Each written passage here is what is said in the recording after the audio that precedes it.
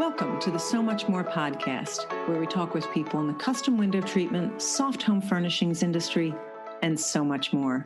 I'm your host, Ciel DeGuglielmo. My guest on the podcast today is Whitney Kaufman. She is the owner of Whitney Kaufman Designs in Grand Rapids, Michigan. Whitney is a busy wife and mother of 4 teenagers. So right there, I'm already in awe. She started out her journey as a teacher, and she became a stay-at-home mom and began sewing shortly after her oldest daughter was born. And I love that Whitney's story is not that she started sewing as a young kid. She started after she already had a child. She enjoyed doing sewing for her kids. We'll talk about Halloween costumes and those things. And I really love how she started her business, like many of us, making things for herself. But it's really fun to hear her talk about being in a friend's home and looking at her Roman shades. So her passion for sewing and decorating is turning into a career for her. And in December of 2020, she opened Whitney Kaufman Designs. She has become a part of the WHAM group and is really very generous about crediting the group for helping to build her business. I really love the thoughtful way that she goes about things. So I'll be really curious to hear how you feel about hearing Whitney's story.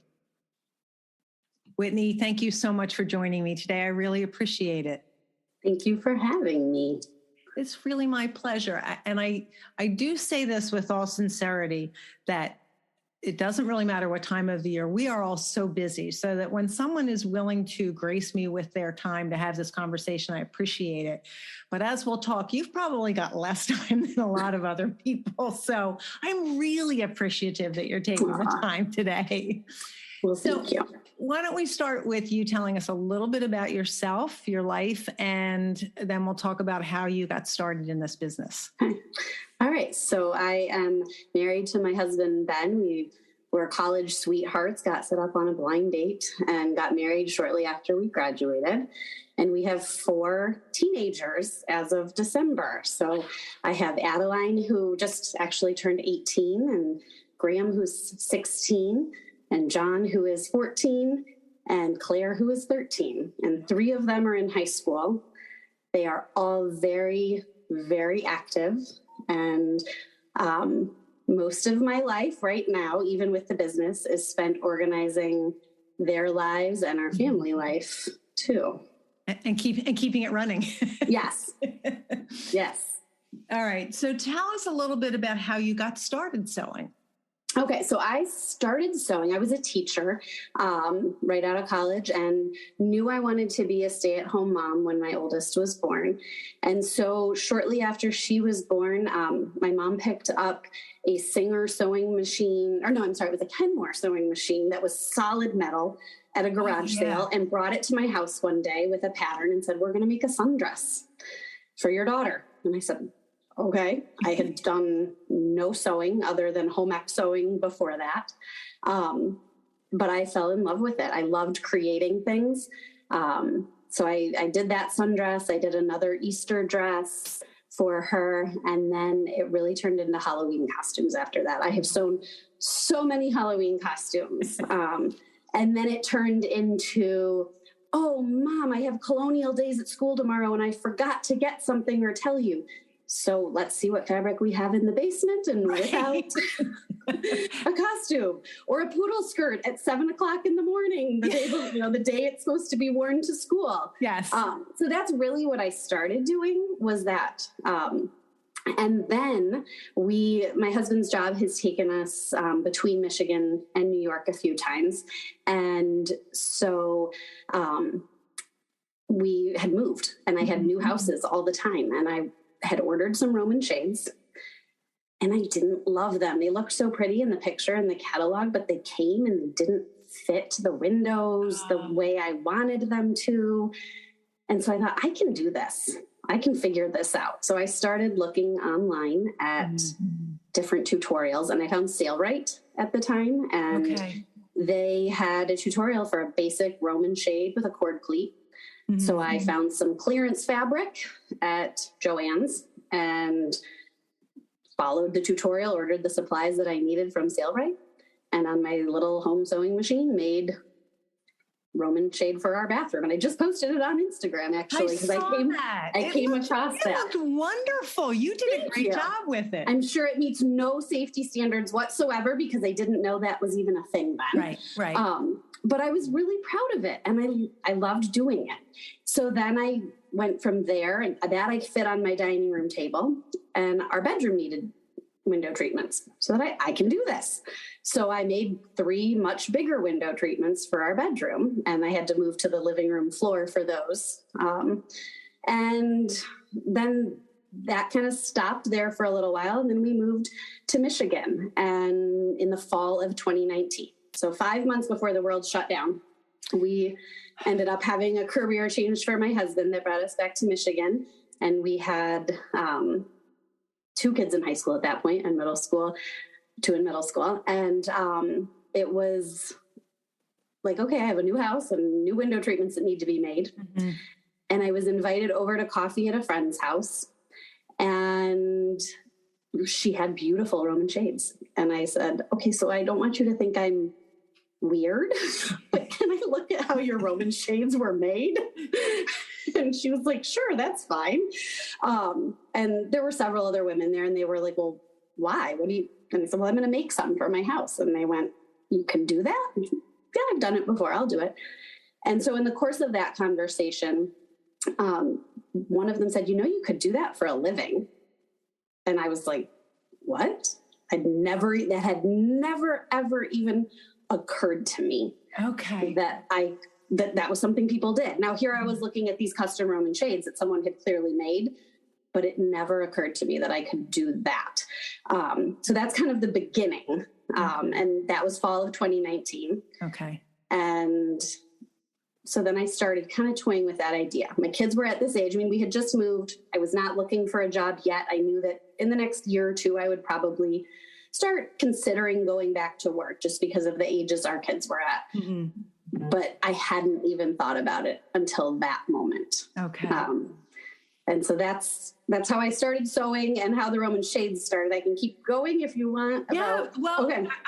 So I have 2 questions. One is about the Roman shades that were in your friend's house. Yes. Were they custom made in a workroom like you or I have, or were they made in a large commercial workroom? So I found out from her that they were made in a local workroom. Okay. A woman and her husband. This is what she does. He's her installer. Mm-hmm. I have not had a chance to meet her yet, but I know several other people who have used her, and I think she is probably leaning towards getting out of the business. Okay. But I did find out that they were made in someone's home workroom. Okay. And I'm curious about, especially because it had not occurred to you, and you're looking at something that's been made in someone's home workroom. Right. Okay. And when you were talking about the costumes and things like that, I literally had a flashback to doing the same thing with my kids. And I don't know if you've seen the commercial yet for Walmart where they deliver the groceries, and the kid is sitting at the counter doing his homework, and he mentions that there's a bake sale tomorrow. And the mother looks at him and she says, tomorrow?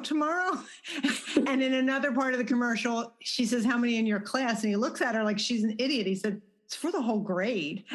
Like the mother's face is just like, you're kidding me, right? Yeah. And I remember those days very frequently.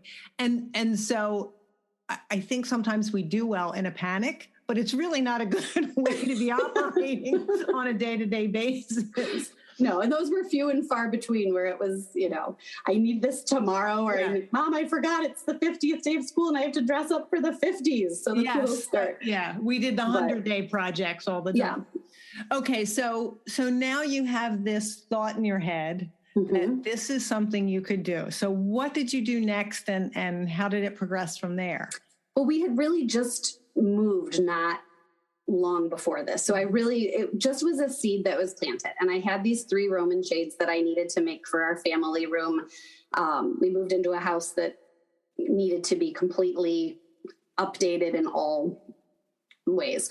So I needed to make those. So that was my first step, was like, okay, I'm going to make these, see if I can do a bigger set, because the longest one was 89 inches. Okay. And that's a big Roman shade. I mean, even now, I still think that's a big Roman shade. Yeah. And so I needed something other than the cord cleat too. And I didn't really want that. And I had started kind of putzing online, looking to see what I could find. And I went back to SailRite. And at this point, they had a roller system with a bead chain loop. And so I thought, okay, we'll try this. Well, then COVID shut the world down, and I had all of my kids at home, and I set up for them. I was a teacher. So I was like, all right, we are doing this in a very organized manner. And we were very blessed and fortunate that our schools never missed a beat. They had Friday off anyway. I think they closed schools on Thursday. They had Friday off for professional development, and Monday our kids were online. And so I put in a system. I mean, it was the school system online wasn't super regimented daily schedule wise, but I put that in and said, okay, we're going to wake up at this time. We're going to meet in the living room for our morning prayers. We're going to, have this time for free time. We're going to meet for lunch at this time, because I thought I can't have 4 kids under the same roof with no system. It was just the teacher for me. Right. So while they were working on their schoolwork, I went to the basement and my ping pong table, because I graduated now from the living room floor to the ping pong table. I'm picturing you moving around the house. Yes. And many of us started on ping pong tables, trust me. And so I started making these Roman shades for our family room. And I didn't even really know what a return was at that point. So those Roman shades are still awaiting returns in my family room, just because I don't have time to do it anymore. No, not now. But so I got those up, and then it still was like, okay, maybe I could do this. And while I was making these Roman shades, I was looking for resources and just learning how to do it. And I took an Elke Horn class through the Workroom channel. Mm-hmm. And then I made another set of relaxed Roman shades for my daughter's room. I didn't know anything about pattern placement or anything at that point. So I look at them now and go, they're beautifully constructed, but I would like to move the pattern over 6 inches. But I used the Easy Rig shade system from Rolly for those. So I was really starting to kind of look at different systems and find different things. And then I found your podcast. And it's funny, you and I were talking before we started recording about how people feel like they have to be at a certain place before they're on your podcast. Well, in like December of 2020, so I was making these Roman shades, starting to take a few classes at this point. I found your episode with Lori Gutbrillette. Mm-hmm. And I was like, the title, I think, was I Don't Know What I Don't Know. And I was like, yes, me. That is so me. I need to listen to this. So I listened to her, and I think I'd already taken a couple workroom tech classes online at this point too. Okay. And then I listened to her podcast episode, and then I stalked her on Instagram and sent her a message and was like, so I hope you don't think I'm too totally crazy, but I'm really kind of interested in doing this. And you say a lot of things that make a lot of sense to where I am right now. Would you maybe consider talking to me? And I thought, oh my gosh, that took so much courage to send. I thought, this lady is going to think I'm a nutcase. And I don't think she did, because she messaged me back and gave me her phone number, and we had a lovely phone conversation.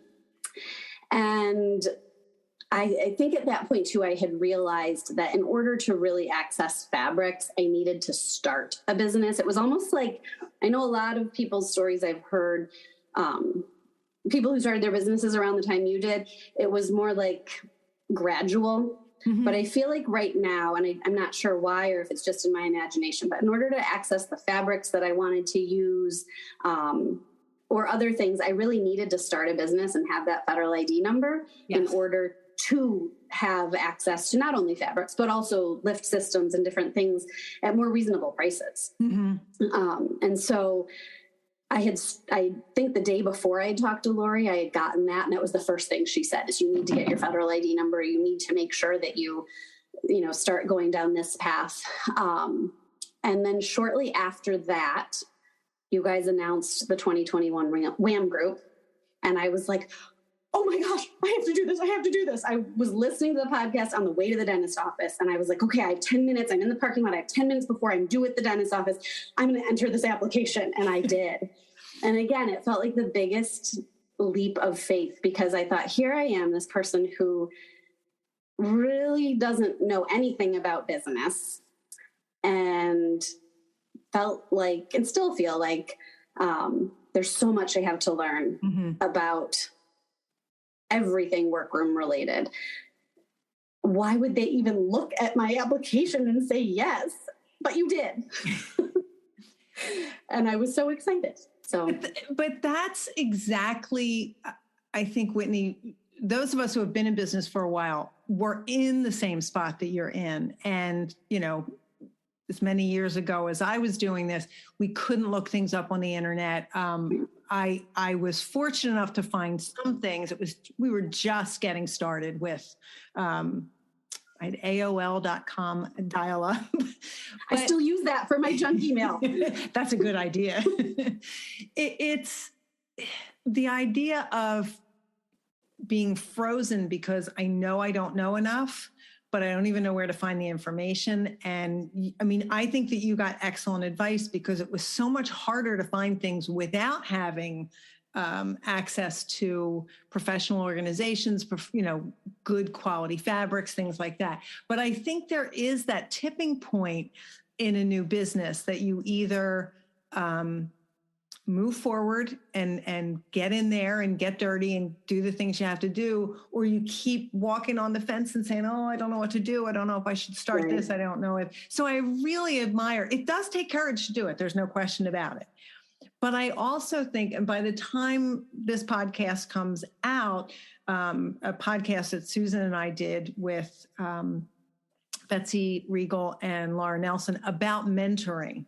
And the fact of the matter is, Laurie was probably thrilled to give you some information. And I can't think of a single time that someone has contacted me to ask me for some help with that I haven't been thrilled to give back, because so many people did it for me.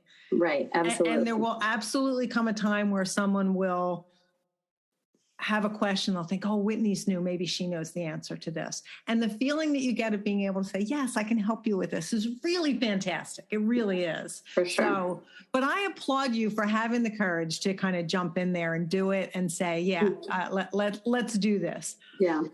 There was one other little nudge that I forgot about in there too, just because I'm talking through it so quickly. My dad had said to me, hey, he just gotten a new boat. And he said, I want you to make some cushions for me. And I was like, cushions? I've made Roman shades. That's all I know how to. And some sundresses. And some sundresses and Halloween costumes. And I was like, I don't have a sewing machine that can handle it. That's not going to work with my little sewing machine. And he said, because at this point I graduated from the Kenmore, although now in knowing what I know, I'd like that solid sewing machine back. Right. But I had just like a plastic singer at this point. But I thought, there's no way I can do boat cushions with this. And he said, I will buy you a sewing machine that can do it. Go pick out what you want, do the research, and I'll buy you the sewing machine. And so that was kind of another one of those nudges. And so I went to Sailrite because that's what I knew. Mm-hmm. And I got a walking foot machine from them. And so I made those cushions. And that kind of preceded that phone call to Lori too. Like, okay, so now I can make a few other things too. Right. And I watched the funky little chair. Is that she had a wonderful tutorial on cushions and box cushions. Okay. And man, I watched that and watched that and watched that again and practiced, and that's how I made those cushions. Okay. So I find it fascinating because I think there's more than one school of thought on this, but there are people who save up until they can buy a machine or a piece of equipment that they need. And then there are people that say, well, I have this job. I'm going to buy the equipment I need to do it. And then it will pay for itself because I will do more of that. Mm-hmm. And I love that your dad offered to do that for you, because it kind of took the decision-making off of you.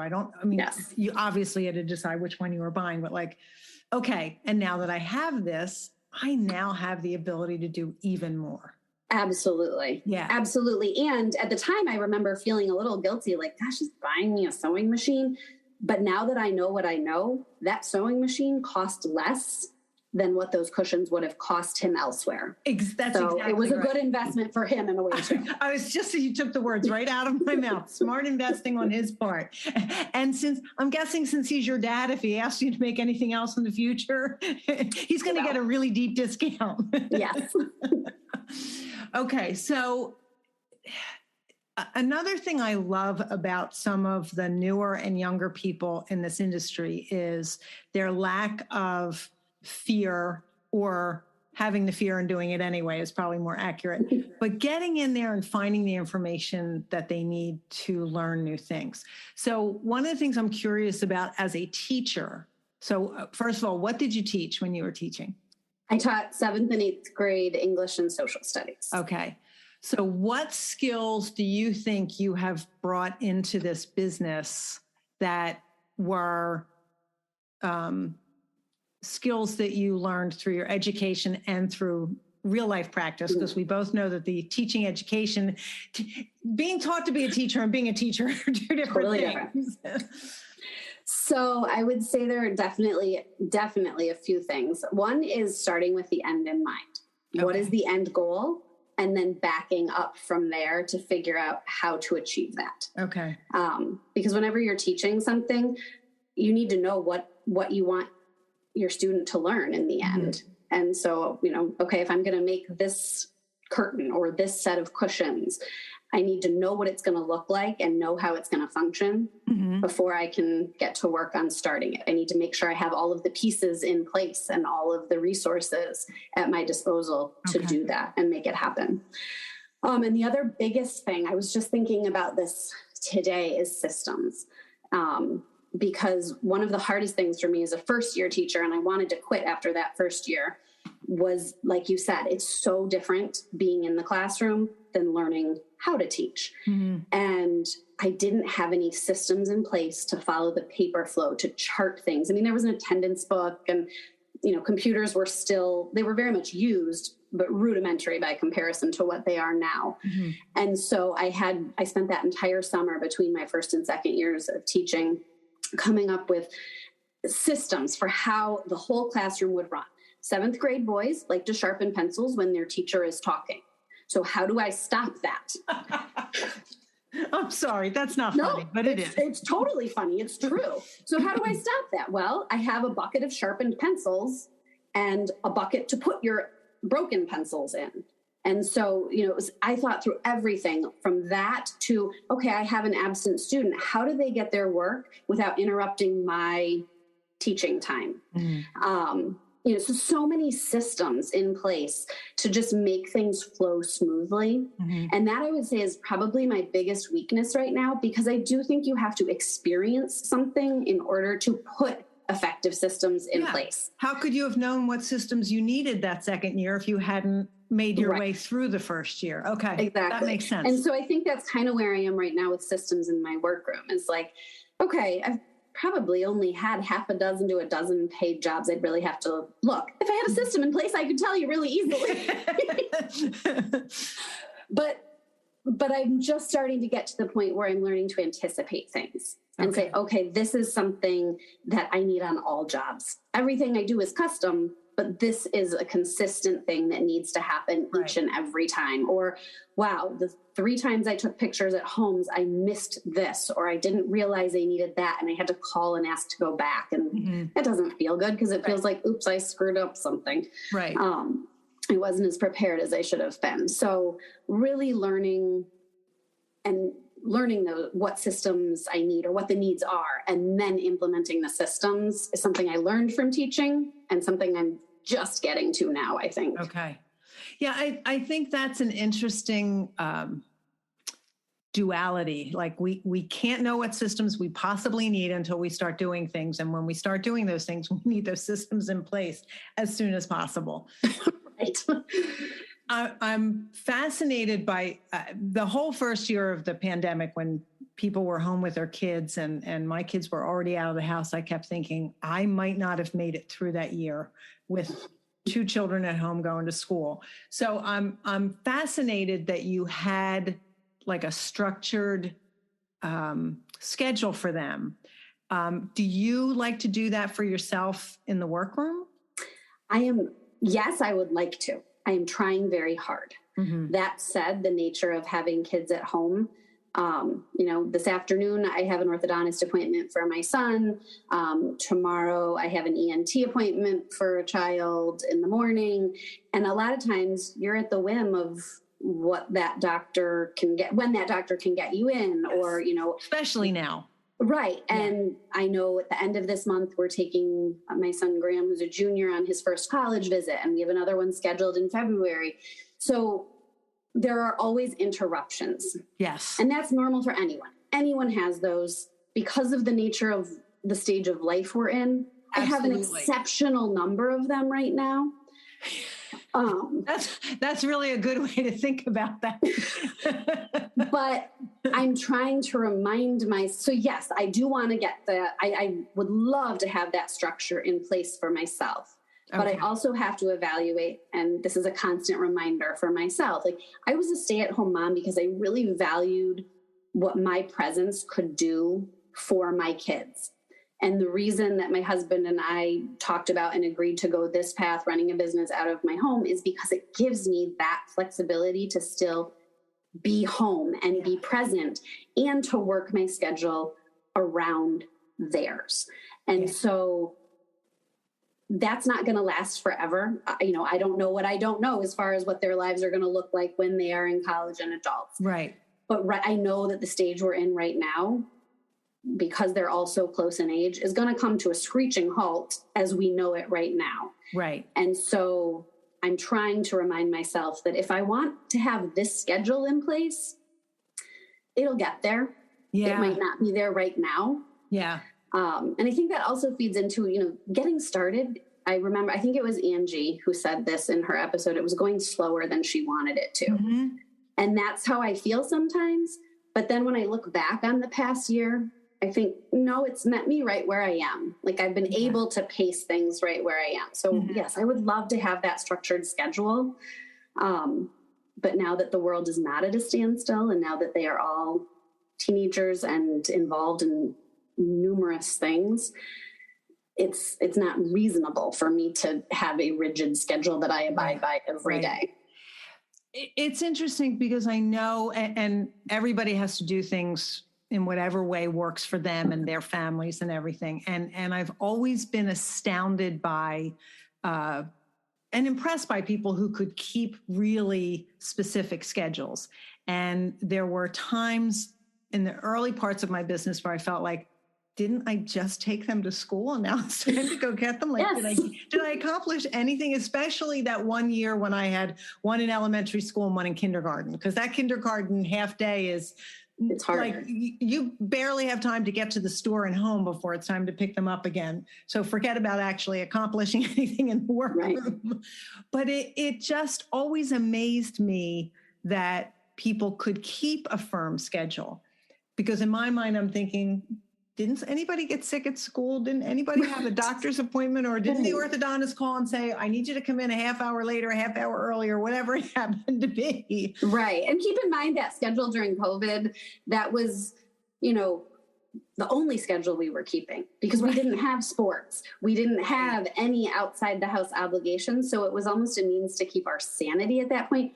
And it's never rigid. I mean, I learned that from teaching too. It's never rigid. There are times where you have to take a break, or, on somebody's birthday, we stopped and had a movie marathon all day and said, forget school today, we'll do it tomorrow. Right. So yes. And even dinner times, we used to, when the kids were young, have dinner together every single night. Well, we've got kids who work, we've got kids who play sports, we've got kids going to youth group different times. Right. Trying to eat dinner together. And that's been, for me, the thing that I've had to give up. Like, okay, I can't always do that every night. And so I think that's kind of a good lesson too in the workroom. Like, okay, I can't always keep this schedule, but there will be a day and time where my calendar will be far less full than it is right now. It's interesting. I don't know why, for some reason, I've seen a couple of those posts recently. And, with a 28-year-old and almost 32-year-old, it's been a while since I've had that kind of activity in my home, but it's over so quickly. It's that statement, the days are long, but the years are short. And it is amazing how fast that goes by, partly because you are so busy and partly because that really is how fast life is going by. So I love that you are thinking about how to appreciate it and savor it and say, okay, this is what it is right now. So I'm going to take advantage of it. And I love that for us, it means our businesses are that flexible, that we can say, I've had several people talk about having to take care of an elderly parent. When my dad was sick, and he was not sick for a long time, but it was 1 month of him being very ill. And all of my clients were very understanding, and I could take the time I needed to be with my dad and be at his side. So when he passed away, I didn't feel like I should have been at the hospital more. Right. I knew I was where I needed to be. And that is something that I have felt with my girls. And my younger one, who is not the fastest to compliment me, did say it was a good thing I worked from home. I kept her out of trouble, is how she worded it. So I think that it's wonderful. I hear people talking about it being complicated and difficult, but I think having a job where you have to report to someone else and keep regular hours is extremely challenging when you have a family. Absolutely. And that's part of the reason I've stayed home too, is my husband's an engineer and he's in manufacturing, or has been for most of his career. And manufacturing at a large corporation is not forgiving. There is no room. I mean, even when you're not the worker on the floor, like the schedule still runs, and there are shift change meetings that you have to be present at. And so his lack of flexibility really kind of always fueled me being home as well, because somebody needed to be there and be able to, attend to whatever the kids needed at that time. So, and it's nice to be able to make that decision that way with this type of a business. I agree. Right. For sure. The sponsors of the So Much More podcast allow me to bring guests to you each week. And without them, I couldn't do it. I'm pleased, as the owner of the Curtains and Soft Furnishings Resource Library, that I can use the library to help sponsor the podcast as well. The library hosts the industry's largest curated collection of educational resources for the custom home furnishings professional. Membership to the library gives you access to a wealth of downloadable reference materials, videos, live events, as well as a community of support to help you develop your design, sales, and fabrication skills, and to grow or start a business. Join the library today at csfrl.org. The Workroom Channel is the premier online training provider for professional fabrication skills. Go to theworkroomchannel.com to browse the selection of anytime access courses created by industry experts. Watch detailed demonstration videos, download companion materials, and participate in private course discussion boards with your instructor and classmates from around the world. Start your course path today at theworkroomchannel.com. Education, networking, visibility, and industry discounts are just a few of the benefits that are offered to members of the Window Covering Association of America. The WCAA is the only national nonprofit trade association that's dedicated to the window coverings industry and the dealers, decorators, workrooms, designers, and installers that make up our membership. The library is a gold-level sponsor of the WCAA. Join today at WCAA.org. WCAA, where you are never in business alone. Discover Klimaka Studios, where innovation meets exceptional design. Klimaka fabric and wallpaper collections are inspired by the original works of collaborating artists and developed with the understanding of how fabrics are manipulated into exquisite soft home furnishings. Workroom businesses enjoy exclusive access to engineered designs and best trade pricing. From clever layouts to classic linen prints, Klamaka Studios delivers the quality and consistency that your business demands. And Klamaka's reliable, on-time delivery keeps your projects running smoothly. Go to klamakastudios.com for swatches and trade account information. Klamaka Studios, for the joy and profit of workrooms. It's interesting because I send out the questions ahead of time, and there are some that are they feel almost silly to ask because you haven't been in business for a long time. And then there are people, they've been in business for so long, I feel silly asking them certain questions, but I still think they apply. And my favorite question is always to ask, did you ever consider quitting? Especially since we started this just as the pandemic started.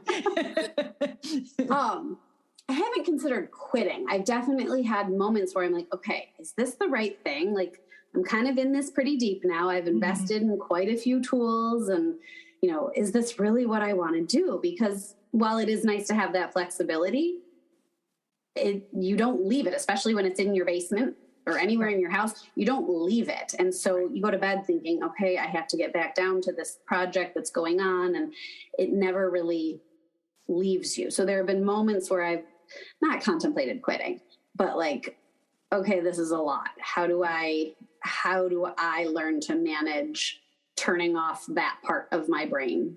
Because if I did just go to a job somewhere else, I think that would be more easily done. Yeah, I have that same perspective. I'd be curious. I doubt anyone who has that kind of job listens to the podcast, but I'd be curious to know what people who have regular jobs do. Do they turn it off at night? Maybe not. I don't know. But I'm interested, Whitney, and I know we talk about this in the WHAM group. How do you balance? You don't know how long things are going to take you yet because you haven't made them a lot.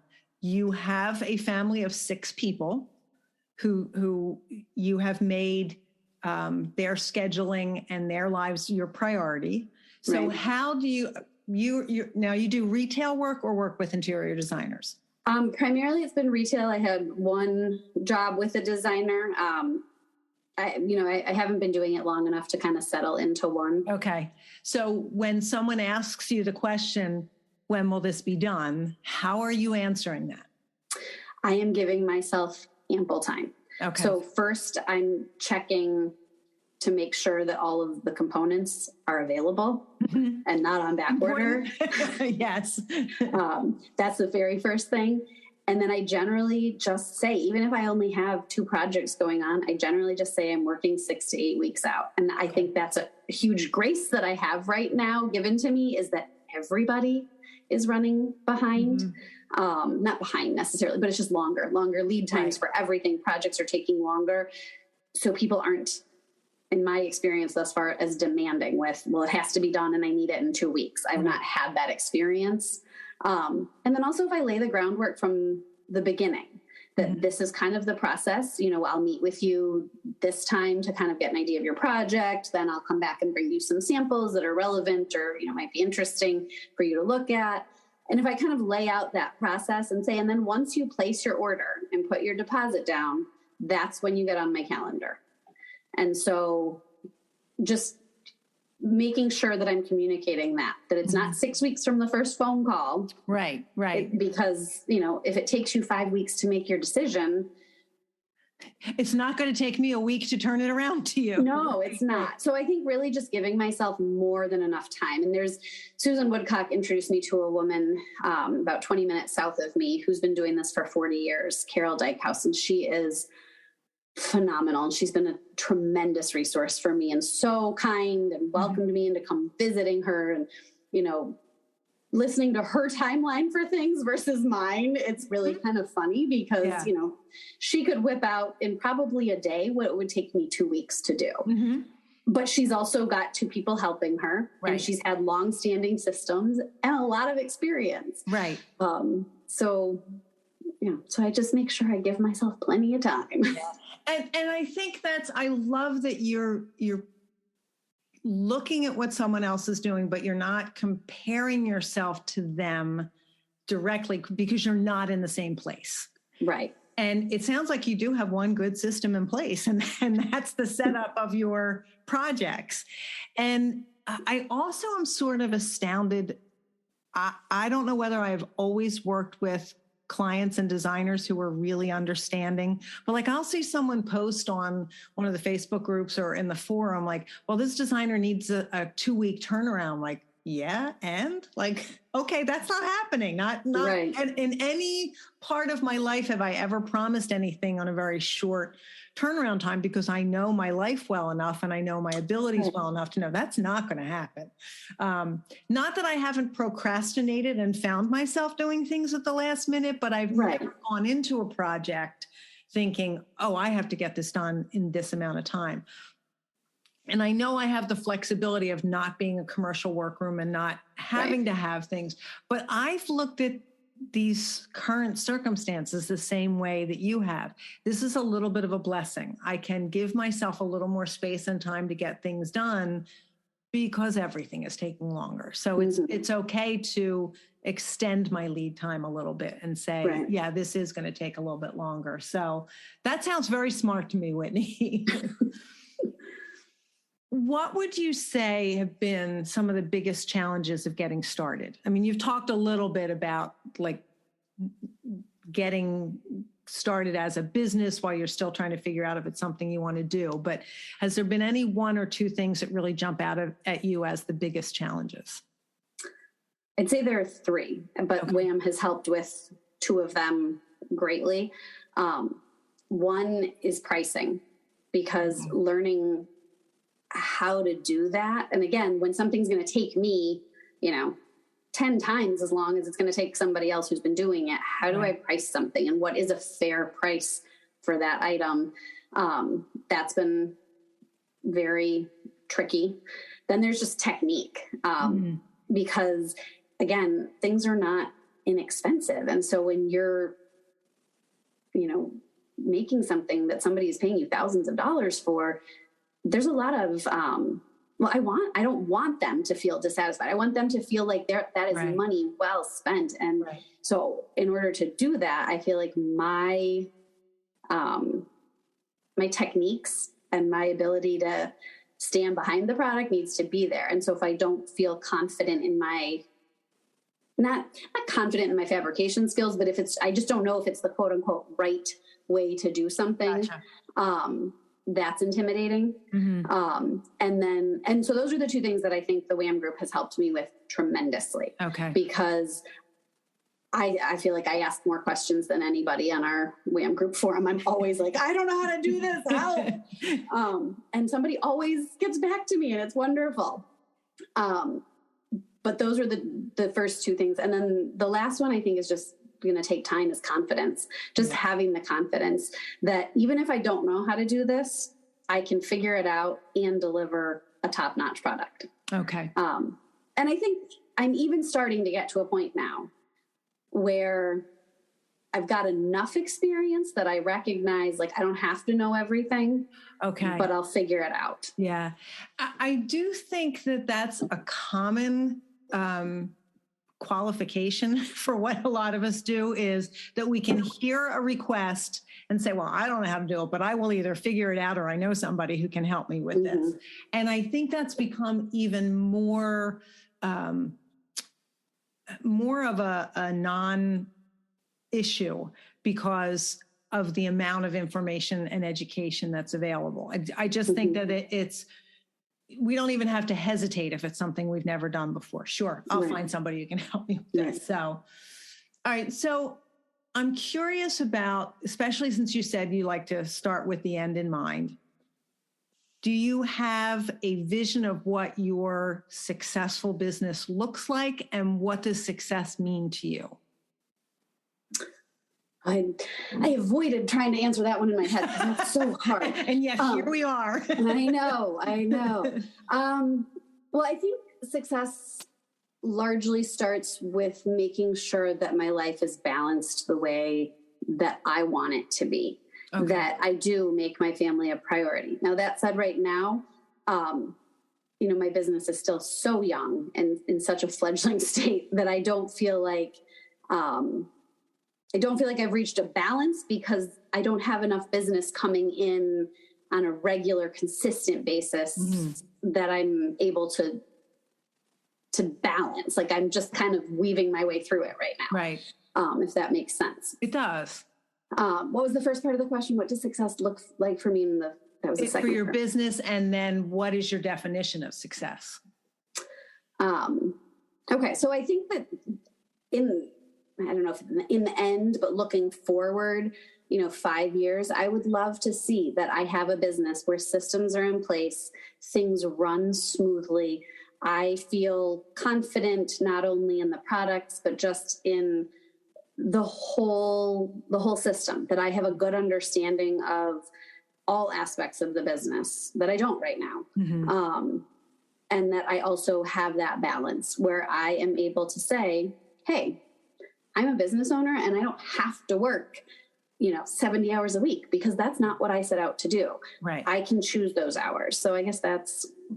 Okay. I like that. I love asking that question too, because it's while there are commonalities, I never get the same answer. The answers are as individual as each of us are. So I love that. Have you noticed or acknowledged any big success in your business so far? And what is it? I think the more jobs I have where I install a finished product that the customer is happy with, that's huge. Okay. And it's, everybody I've done work for up to now has been somebody that I know firsthand, or even if they're not a friend of mine, they're a friend of a friend, and I see them in different places. Okay. And so, there's almost a lot of pressure. Like, gosh, if I don't get this right, they're going to see me and not be happy. Right. But so knowing that I've walked away from those situations and they are happy. Yeah. And they like what I did. And you can see them in Target and not run down the other aisle. Right? Exactly. It's funny. As soon as you said that, I had this vision of my business first starting and thinking exactly the same thing. I want to be proud enough to run into them somewhere and be happy to see them and not like, oh, what are they going to say to me when they see, but you're right. In the beginning, when everything is so new and we're still figuring it out, there's still installation day can be a little anxiety inducing. So I feel like we make mistakes through our whole lives and we learn from them. But I feel like when we start something new, we feel like there are more mistakes. So I'm curious how you handle mistakes and how you move on from them. Okay. Well, I think it depends on where the mistake is. If the mistake is in my workroom and I can fix it, I probably throw a little temper tantrum either to myself or my husband and get frustrated. And then I put my big girl pants on and get back to work and fix it. I haven't had anything. Well, no, I guess, for one of my good friends, my best friend, I did a Roman shade, and because of where it was and because it was for her, she wanted a cord cleat, and I wasn't crazy about the idea because that's not my favorite thing to do for a lot of reasons. But within a week, because it was where it was located in their house, it was off kilter, out of whack. And I felt awful because here I had made this, I had charged her money for it, and it was not working. And a little bit of tail between your legs. Yeah. How do you handle this? And so I was just honest and upfront with her and said, listen, I really feel like we need to do a different system. I don't think for where this is, that this is the right system. And so recognizing for myself that, it's a little different when you're working with a close friend and they might have a strong opinion of what they want or what they think they want. And when I was so new that I couldn't necessarily articulate why I didn't think that was the best choice. Good way to put it. But really, so I guess as I'm processing this out loud, I think, recognizing when you need to stand up and say from the get-go, that's something that I don't feel comfortable doing. Or then if you do just have to own the mistake and say, well, I will fix this, and we'll figure it out together, being upfront and honest about it. Okay. It's interesting because I find that's another place where I find a lot of commonality is in how we handle these mistakes. A lot of us throw the temper tantrums in our workroom, but when we're in front of a client, we're going to make this right. We're going to fix it and we're going to figure it out. It's interesting. I think it took me a really long time to get to that point where I had enough confidence in myself to be able to say no to certain things. And I had a designer who wanted to do a cordless lift system in a kitchen sink. And I said, no, that won't work for that window. And she just looked at me. I said, our client is 5'2". She cannot reach across her sink and raise that more than a couple of inches. And she said, well, she really likes it. She said her husband can lift it. I said, so she's got to wait for her husband to, no. I said, we are not. And I really did surprise myself with that very firm answer. I thought, I'm going to get a call back on this one because she's going to raise and lower it a couple times and go, yeah, this isn't working for me. I said, she can either do the cord pull or she can do motorized. I said those are the only two options for that window. So, but it was just afterwards, I was like, well, look at me saying no. Whitney, you've talked a lot about taking classes and getting education. Not really shocking since you are a teacher that you value education. Has there been any one book or books or classes in particular that you have felt have really made a difference for you? Gosh, there's so many. I mean, Workroom Tech. And that's another thing about 2020 is like, I don't know that she was doing online classes before 2020. And that was another like perfect timing because with my schedule, with my kids' schedule, financially, I don't think I could have gone to Tryon very easily. It probably would have marked it off as like, this is not an option for me. But so all of those classes and Susan's book in tandem with those classes, phenomenal. All of those. But I also feel like there were other things like the slip cover maker. I think she has a website. She had a business guide. And so it was like, I came across that and I had to spend a little money on it, but I didn't have to reinvent the wheel. It was like, okay, here are 50 pages that tell you what you need to do to start a business. They didn't all apply. Right. But it was like, okay, I don't have to sift through all of this. So that was huge. And then so many books and classes, they're all helpful. I feel like I'm just a sponge right now, soaking them all up. All right. So as a teacher and as someone who's starting a new business, I sometimes get bogged down in taking on too much information. What advice would you have for somebody like, how do you, like, you're new at this, you need all the information you can get. And sometimes that's too much information. So how do you do that? How do you handle that part of it? I'm not sure I have, like, if I were talking to somebody, I might do it a little differently than I've done it. But I think start out by making a list of what you think you need to know. And then maybe, finding someone, reaching out to someone, because yes, I reached out to Lori and then I joined WHAM and now I have an endless resource of people. And now I know that if I wanted to reach out to any number of people who don't know me personally, just by saying, hey, I have a workroom and I have this question for you about this project. So really trying to reach out to someone. And if they don't give you the answer that you want, try again. But just really not being afraid to seek out resources because people have done this before you.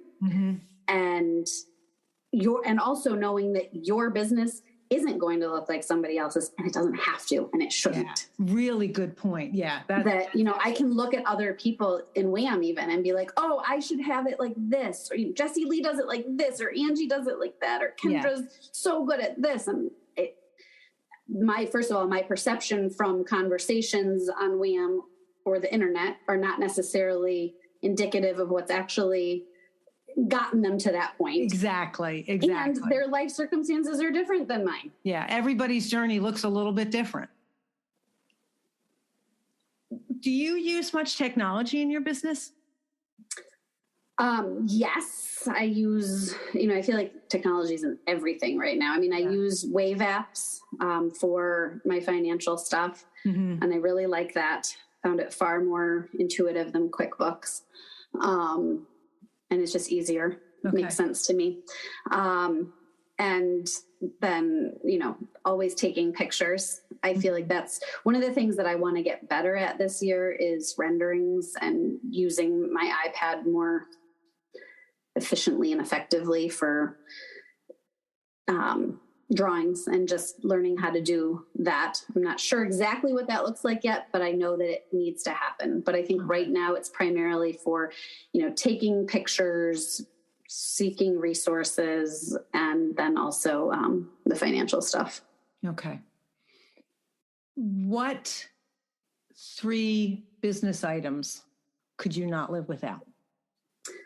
Work table, definitely. And that is a game changer. Okay. Is it still the ping pong table? No, it's not. It's not. My husband and I built one based on Susan and Roger's shelves that they used.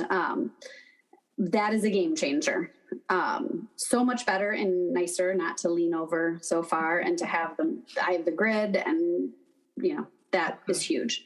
Along the same lines, and I have listened to a lot of the podcasts. I don't know if I've heard anyone say this, a long ruler. Like when I got the long ruler, that was huge, because I was going down with, like a 6-inch ruler from my home sewing kit, like trying to mark 1/4 of an inch here and there. Having a long ruler that can work in tandem with your work table is huge. Yes. And then my walking foot machine. Okay. My walking foot machine I don't even have a straight stitch machine yet. I got my walking foot and I got a serger. Okay. And I tried to do a home serger at first because I was still not like all in yet, and it broke too quickly. And I was like, okay, forget it. I could take it back and get a full refund. And I just dove in and got an industrial serger. Okay. But the walking foot machine I can use for everything. Yeah, you really, it's interesting. I didn't have one for a long time. And once I got it, I sort of left the other machines behind a bit. Well, and I keep asking in different classes, like, do I need a straight stitch machine? And everybody's like, yes, you do. Yeah, you do. But I don't really have a place for it right now. Yeah. And, it'll come. Yeah. A lot of fabrics don't do as well with a walking foot machine as do with a straight stitch, but it's working for you right now. So it's working for me right now. And I guess the other thing I just bought online that I'm really excited about in the workroom exchange that comes on Wednesday is a Do Fix iron. So I feel like that's going to be life-changing.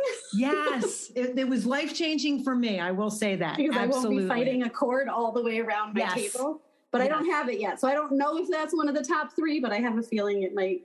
I'm pretty sure it is going to be. I'll check back with you and see what you think. Do you sew at all for pleasure? Do you do any sewing that isn't related to your business? I'm trying to think. Nobody's asking me to do costumes last minute anymore. Okay. and let's be honest, that doesn't really qualify as sewing for pleasure. No, that's not.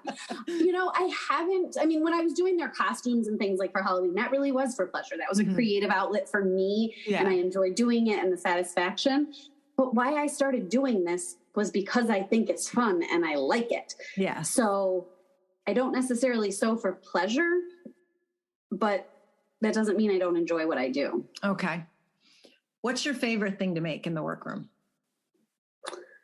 I don't like all of it, but I think I really like Roman shades. That's what I started with. They scare me to death still. I don't know why, but I like them. There's such a sense of satisfaction when you put it on the stand and it works. Well, I think despite this, how simple they look, they're complicated, and knowing which lift system to be using and what spacing to be using and which cords you're using, all of that is also anxiety inducing. And I also like boxed cushions. I don't know, maybe that's because those are the 2 things that I really started with, but there's again, such a sense of satisfaction, like all the corners line up and the welt cord's all pretty and the seam or the pattern matches around the edges, like everything just comes together, and that makes me happy. Okay. What do you do extremely well?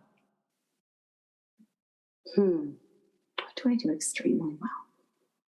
That's a hard one to answer. It shouldn't be, but it is. I think I look at the scope of a project well. I think I'm good at really taking it all in and assessing it. It doesn't mean I don't miss things here and there, but I think I can come into something and see right away, okay, this is something I need to consider. This is something I need to consider. Mm-hmm. Oh, I think that's a really good skill. That's one of those things when I do get it, all of the aspects of it ahead of time, where I'll be having, we process a lot in our heads when we're not in our workrooms. I had to prepare for a visit for this morning, and I had a question about something. I went, oh, I'll just bring both of those tapes with me. And then I'll like little things like that I've thought through ahead of time. I kind of give myself a little pat on the back, like, good job. I'm glad you remember that, Seal. What do you not do so well? And be nice to yourself. Do I not do so well? I don't handle my mistakes personally very well. Okay. I can work through them and I can fix them because that's what I want, but I'm not nice to myself internally when I make mistakes. Okay. You've got to work on that one. What about you would surprise people? I don't know. I thought about this one. I am a pretty open book. I strive to be genuine and authentic with everyone. So I'm not sure that there's much of a surprise. Okay. In what ways do you think you're resilient, Whitney?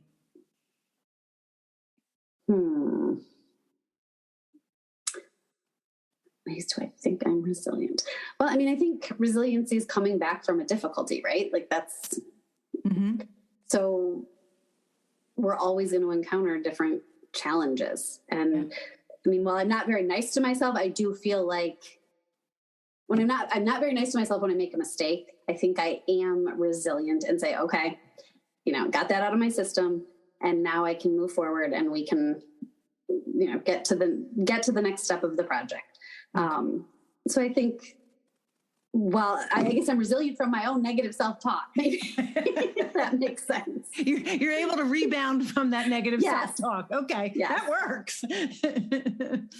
What traits do you think an entrepreneur needs to have to be able to go into business? I think you have to have courage, because you're taking on new stuff, and no matter how prepared you are, there are going to be things that you're not expecting or things you just don't know that you should anticipate. So I think you need to have courage, and I think you need to be organized. You need to be able, and that is something I'm struggling with right now. I've always been organized, and I think it's just because of my kids and our stage of life and how teachers tend to be more organized. Not every teacher, trust me, not every teacher, but I think teachers tend to be more organized than a lot of the rest of us. Yeah, I don't know. I'm married to an engineer too. So between the two of us, there's different kinds of organization. Okay. But I think you have to be organized because you have to be able to tackle owning a business in a systematic way. Okay. All right. I agree with that. So before we ask the last question, where can people find you? What social media platforms are you on? And I'll put links to everything in. Yep. I'm on Instagram, Whitney Kaufman Designs, Facebook, Whitney Kaufman Designs, and my website is whitneykaufmandesigns.com. Okay. And I'll put links. Okay. Yeah. So what advice would you give to someone who's new in the business or someone who's been in business for a while? Because I find that sometimes people new in the business have great advice for people who have been around for a little while. So to someone new, I would say seek out help. Seek out help. And if you don't find it right away, don't give up, because there are a lot of people in this industry who are willing to help you. And if it's, even if it's just to find out, what do I need to know that I don't know? There are plenty of people who can help you with that. And you might need to seek out different sources because they will all have different information. So don't stop after one person, but seek out help and guidance. And to people who've been in the industry, I guess I would say be welcoming. Everybody has been to me so far, but just continue to be welcoming, because we talked about this, I think, before we started recording, that, if you want the industry to keep going and you want there to be people after you, be welcoming and be patient, because there is no way that I can do what you've been doing or anybody else who's been in the business for 20, 30, 40 years. It's just, it's a learning curve. Okay. I think that's great advice. Whitney, I'm so appreciative of your time, and it really was a pleasure for me. I get to see you once a month at the WHAM meetings, but there are other people around, and this was a good chance for me to get to know you better. So I'm really grateful that you took the time to talk with me today. Well, thank you for having me. It was fun. My pleasure. Good. I'm glad it was fun. I hope you enjoyed hearing about Whitney's journey and how she got her business started. One of the things that just continues to fascinate me in this industry is that while we have a lot of things in common about how we got started, we all have our own journey. And I love the systematic approach that Whitney takes to things. And I love that putting processes in place is of importance to her right at the beginning of her business. There really is a lot to know and think about when you first get started. And I love the way she's handling it.